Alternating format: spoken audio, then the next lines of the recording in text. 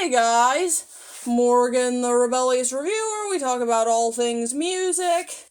And today, we're going to be bringing back Top 10 Tuesday. So, today, we're talking about 10 artists who made me a music nerd. These are artists who either influenced my music taste in some way or got me into a certain genre, etc. And they're listed in order in which I got into them. So, without further ado, let's get started with... I'm on a highway to hell. On the highway to hell. The first band on this list is hard rock legends AC/DC. These guys are one of my parents' favorite bands, as well as one of my first... In fact, they are my first ever favorite band. My mom actually used to play this band's greatest hits for me when I was a baby, and I would fall asleep to it. Yeah. So in other words, I've been an AC/DC fan since before I was even old enough to form memories. My earliest AC/DC memory is my mom bringing out that greatest hits CD again when I was like 3 or 4, I think, and just playing it for me again, and turns out I still loved it. As for how I feel about them now, I still really enjoy them. I've listened to their albums High Voltage and Back in Black in full, and I gave them a 7 and an 8 respectively. Sure, some of their stuff sounds the same, but it's such a good sound that I don't really care. Yeah, AC/DC is just good classic rock that still gets a pass for me now that I have my music critic brain. And speaking of good classic rock... Trouble with the faithfuls, and they're quite convinced they're right. They say the oaks are just too lofty, and they grab up all the light. Rush is my dad's #1 favorite band. I grew up hearing their albums Hemispheres, and also a greatest hits from them, I think, pretty much constantly. Like, seriously, Circumstances and the Trees have been among my favorite songs since elementary school, so needless to say, these guys are pretty nostalgic for me. They were also my first concert when I was 8 years old that I went to with my dad. Fun fact... When I was at that concert, they played Moving Pictures in its entirety, and when they played the song Witch Hunt, they dimmed the lights, and I think they brought out some torches, too. It was a great show, so great that it actually spoiled me. Like, they played their songs exactly as they sounded on CD, and... let's just say that when I went to my second concert, I was disappointed that it didn't sound exactly the same. These guys are still one of my favorite bands, even after finding out about some of the icky Ayn Rand worship that Neil did in his early days.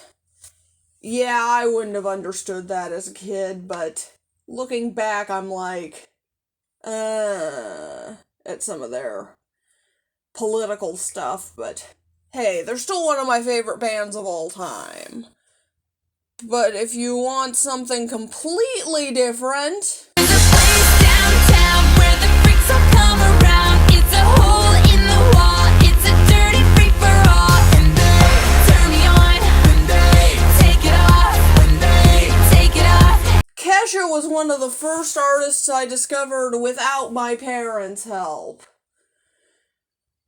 At the time, other kids had just started moving into my neighborhood, and I was still homeschooled at that point, so it wasn't like I had much reference for things outside of what my parents were doing.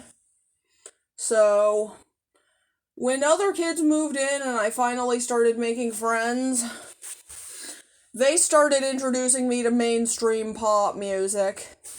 And they introduced me to such amazing artists as Katy Perry, Taylor Swift, Lady Gaga, Justin Bieber, and of course, Kesha. I liked all of those artists at the time, though some of them I have kind of grown out of. But my favorite of the group nowadays is Kesha. Before I started making friends, I didn't even know pop music existed. Like, my parents basically raised me on classic rock, old school country, and Beethoven. So, I had no idea any of these artists existed, so when I finally discovered them, thanks to my newfound friends, I ended up becoming a diehard pop fan for a while. I would eventually ditch most of these artists, especially Justin Bieber, though I would continue to cling on to Pink, Lady Gaga, Kesha, and Taylor Swift. So, yeah. And I would also completely ditch my diehard pop phase for a while after I got into modern rock and became a rock snob. But before we get into that... Slim Shady, yes, I'm the real Shady. All you other Slim Shadys are just imitating. So won't the real Slim Shady please stand up? Please stand up. Please stand up. Eminem is another artist I discovered thanks to my newfound friends. At the time, I didn't know rap existed either, and unlike with pop, I didn't really like most of the stuff that my friends were showing me either. So, but when I heard Not Afraid by Eminem, my little mind was blown. I love the catchy chorus and the aggressive verses. So, yeah, I actually got into this one. I would later ditch Eminem after starting my rock snob phase, but I came back to him when I was 13 after going through some trauma. And I listened to his album Recovery in full and instantly felt less alone. Nowadays, I can acknowledge the problems with that album as well as a lot of Eminem's discography, but he'll always have a special place in my heart, not just because he got me through tough times, but also because he got me into rap and started me on the path of getting out of that cringy rock snob phase that I'd been stuck in for a while. But about that rock snob phase... All is lost again, but I'm not giving in. I will not bow, I will not break. Breaking Benjamin was one of the first bands I discovered on my own. Up until that point, most of my bands had been discovered thanks to either friends or relatives, and I really didn't have my own unique music taste yet.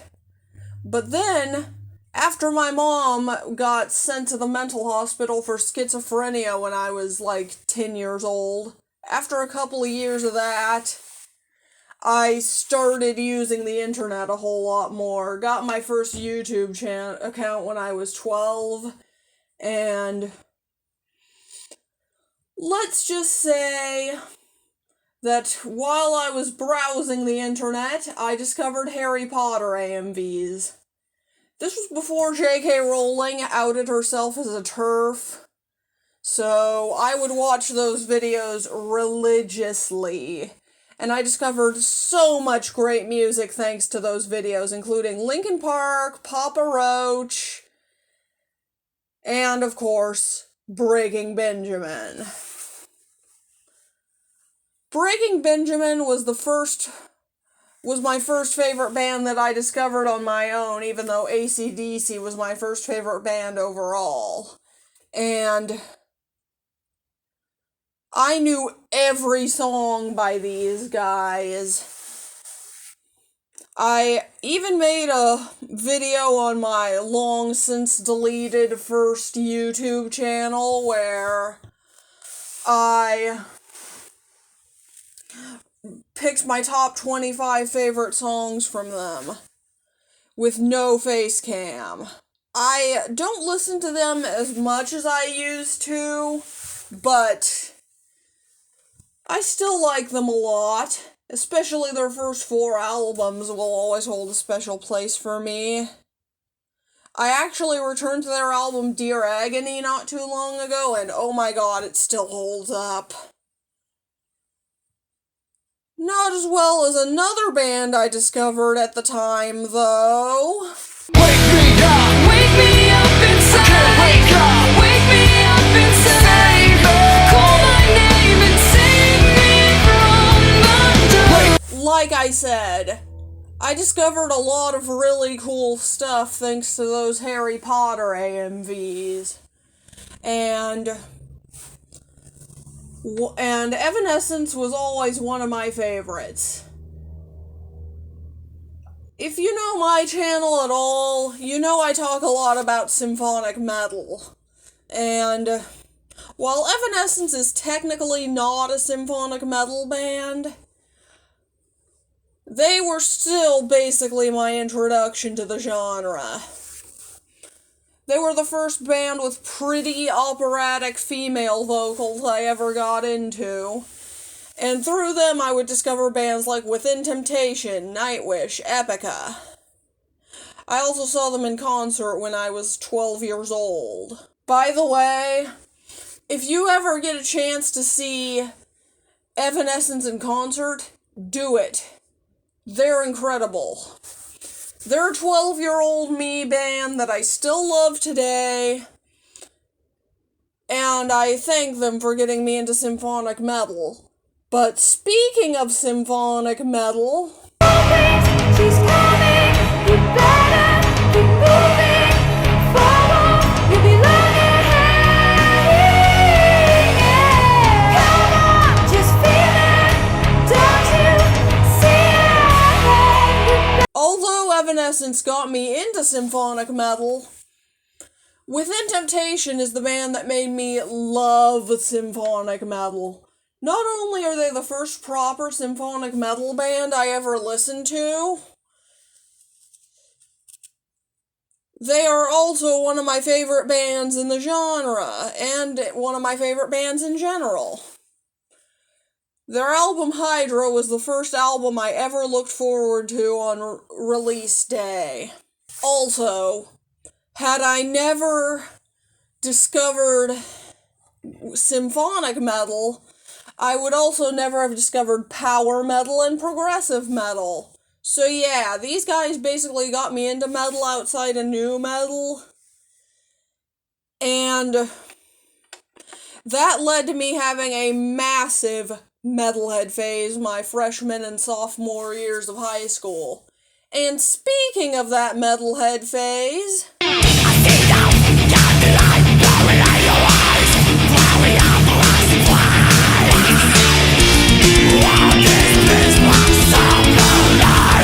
Children of Bodom was the band that got me into the more extreme side of metal. Up until that point, thrash metal was about as extreme as I was willing to go. And then I discovered Children of Bodom, who got me into melodic death metal, which in turn got me into regular death metal and black metal. So, yeah. I absolutely love the mix of brutal screams with melodic guitar riffs and keyboards on these guys' songs. Children of Bodom would later break up after their lead singer, Alexi Laiho, sorry if I'm butchering that, ended up dying because he ruined his liver with alcohol. Yeah, R.I.P. Alexi. I named my cat after you. But now let's talk about something besides metal.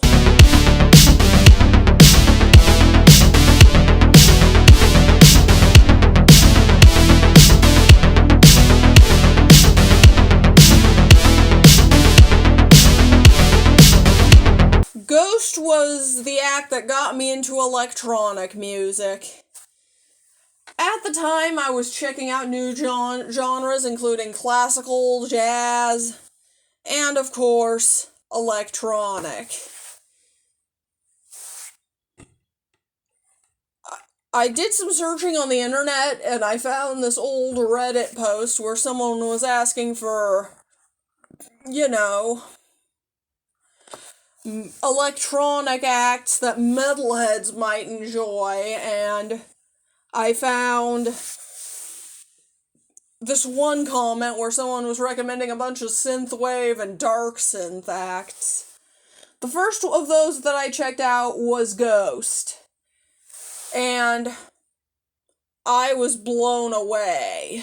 This led to me discovering other acts in the genre, such as Laserhawk and Dance with the Dead, and then later getting into other subgenres of electronic music.